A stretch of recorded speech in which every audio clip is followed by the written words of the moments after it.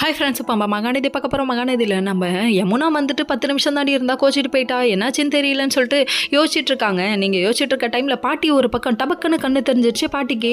என்னடா ஆதி, நீ தான் மாசமாக இருக்க மாதிரி இருக்க பார்க்க, அவங்களுக்கு தம்ம துண்டு வயிறு தான் முட்டிக்கிட்டு இருக்கு, இவளுக்கு பார்க்க எவ்வளோ பெருசு இருக்குன்னு சொல்லி கேட்க, இவ எப்பொழுதும் தொந்தி வயிருக்காரி தானே, இவளுக்கு தொப்பை இருக்கும்ல அப்படின்னு சொல்லி சமாளிச்சிட்டாங்க. உள்ளே வந்தோடனே இந்த ஹாப்பியான நியூஸ் விஜய்க்கு சொல்லணும்னு சொல்லிட்டு ஃபோன் அடிக்கிறாங்க. ஃபோன் அடித்தா ஏதோதே பேசுகிறாரு தம்பி. கடைசியில் நிலுங்க, சொல்ல வேண்டிய விஷயத்த சொல்லிடுறேன். வயிறு பெருசாக தெரிய ஆரம்பிச்சிருச்சுன்னு சொன்னேனே, இதை நான் நோட் பண்ணாமல் போயிட்டேனே, சீக்கிரம் தெரியட்டும், சாபம் வேற கொடுக்குறாராமா. என்னடா இது அப்படின்னு சொல்லி கேட்டால், அப்பயாவது உங்கள் அம்மா என்னோட சேர்த்து வைக்கிறாங்களான்னு பார்ப்போம் அப்படிங்கிறாங்க. அவன் கவலை அப்படிங்கிற மாதிரி ஆயிடுச்சு. தம்பி அப்படி வராப்புல தலையை சுற்றி மூக்கத்தோட வேண்டிதான், வேறு வழி இல்லை அப்படிங்கிற மாதிரி ஆயிடுச்சு.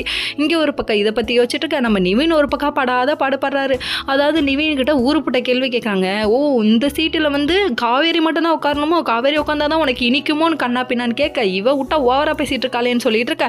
நம்ம தம்பி தப்பிச்சு ஓடிடு அப்படின்னு சொன்னது அவருக்கு கேட்டுருச்சு போல. உடனே காரை நிப்பாட்டிட்டு வெளியே போய் நின்றுட்டாருன்னா பார்த்துக்கோங்க, நான் கேப்ல புக் பண்ணி போனேன், நீ எப்படியோ போடி வீட்டுக்கு அப்படின்னு சொல்லிட்டாங்க. கார் போனால் போயிட்டு போகுதுன்னு சொல்ல, கடைசியில் பார்த்தா நான் எதுவும் வாயை திறக்க மாட்டேன், நீங்கள் வாங்க, அப்படி வாடி வலிக்கு அப்படிங்கிற மாதிரி ஆடுற புசாரி ஆடினா தான் பேய் வெளியே வரும் போல, அந்த அளவுக்கு இருக்குன்னா பார்த்துக்கோங்க. சரி, இங்கிட்ட இந்த கூத்து நடந்தாலும் நிவின்னு விட்டுட்டு அதுக்கப்புறம் கடைக்கு போகிறாங்க. யார் கடைக்கு? கங்காவோட கடைக்கு. இங்கே அங்கே போனால் நான் சரி பண்ணி கொடுக்குறேங்க, 3 லட்சம் 4 லட்சம் தானே ஆகும், நான் பார்த்துக்கிறேன் அப்படின்னு சொல்கிறாங்க.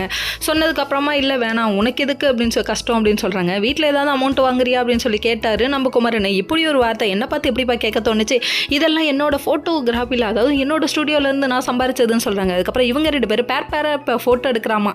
ஆமாண்டா, இந்த ரணகலத்திலையும் ஒரு கிளுகிழுப்படா உங்களுக்கு அப்படிங்கிற மாதிரி ஆயிடுச்சு. அதுக்கப்புறம் காவேரிகிட்ட ஃபோன் பண்ணி ஒரு ஐடியா இருக்குது, ஆனால் இது நிவினால் மட்டும்தான் முடியுங்கிறாரு நம்ம விஜய். தம்பி என்ன சொல்கிறாப்புல ஒன்றும் புரியலையே. ஓகே